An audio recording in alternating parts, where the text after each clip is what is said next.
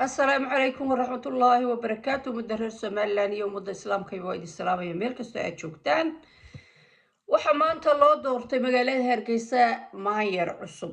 Hambalyo iyo bogadba mareenina hawada. Waxaan leenahay Ilaahay xilka ha kugu asturo. Reer Hargeysana waxaan leenahay war caasimadaha caalamka la tartama.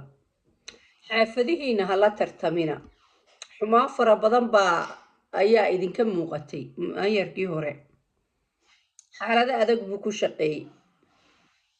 durbaan la daba sito iyo kadinka loo taagan yahay yow buu ku soo shaqeeyay laakiin wax badan oo fiican ayuu qabtay waxaan aaminsanay haddii sida caalamka ka jirta xaalad caadiya uu ku shaqayn lahaa inuu wax badan oo halka maanta uu joogo 3 laabkeed uu gaari la maayarkana sidii oo kale hawla dhaqmina soo dhaweeya oo la shaqeeya oo idinku idin shaqeynaya taageera oo caasimadaha dunida gaarsiiya haddii wado la dhiso iyo haddii xaafada la xaadho iyo haddii maxaan ku raay meel boardka laga nababa idinkay magac iyo sharaf iyo wanaag idinta cid odhanaysa caalamka kale cid odhanaysa halka ninkii dhisay qolamuha ma jirto magaaladu siday u eegtay ayaa la isweydiinaya ummadda reer Somaliland ee halka ku ganacsanaysaana inay meel tayo leh ku ganacsato wada tayooyin le marto boodhka iyo siigada duulaysa laga nabo ayay danta ugu jirtaa qofku ciduu yahay iyo reerku yahay iyo qabiilkii cidna dani uguma jirto marka waxaad leeyahay maayarka maanta la keenay sidii maayarkii hore hawla dhaqmina soo dhaweeya oo la shaqeeya tala iyo tusaale waxaa siin kartaan siiya asagana waxaan leenahay Ilaahay ha ka dhigo kii magaalada Hargeysa kobciya ee caasimadaha ummadda la tartansiiya oo aan xaafadaha iyo guryaha iyo reeraha tartanaan la gelin marka reer Hargeysa waxaan leeyahay horta hambalyo maayarka ha la soo dhaweeyo si miyir qabtaha loola shaqeeyo yaan durbaana la daba qaadan ha hinaasina marka xaafad meel kale wada yar laga dhisayo ha u qaadanina waxaad u qaadatay inaad magaaladii caasimadii qaranka laga dhisayo ha u qaadan mid reer hebel loo dhisayo ma jirto wada Hargeysa ku taalo reer hebel loo dhisaa ummadda Ilaahay iyo qaranka loo dhisaa marka maayarkaana waxaan leenahay Ilaahay ha kugu guuleeyo wallahi waxaad ku shaqeynaysaa meeshu waa adagtay ma hawl yara laakiin Allah kuu sahlo oo ummadda Ilaahay garashaha siiyaad ku dhex shaqeyn doonto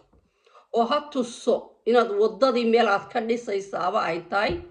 wada aad magaalada Hargeysa u dhisayso ayay noqon mid ay u arkin mid xaafad gaar iyo reer gaar loo dhisayo ani aqliga dadka wali aad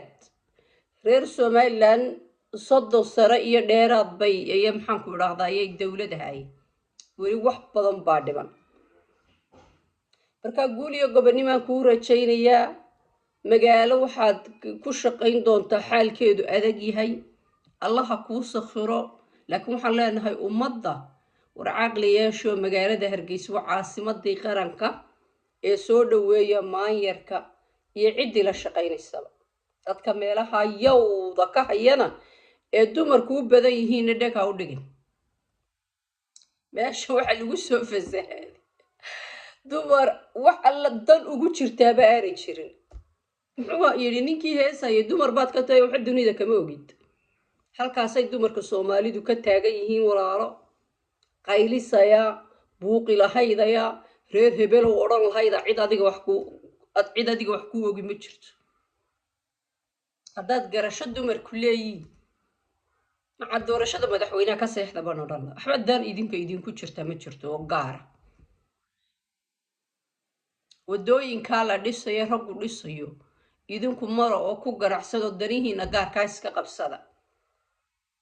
waxaan qaylo iyo buuq ahayn ood keentaana ma jirto, cid wax idiin siisaana ma jirto. wax alla waxa meelaha ka qaylinaya oo dumar, cid wax siisaana ma jirto,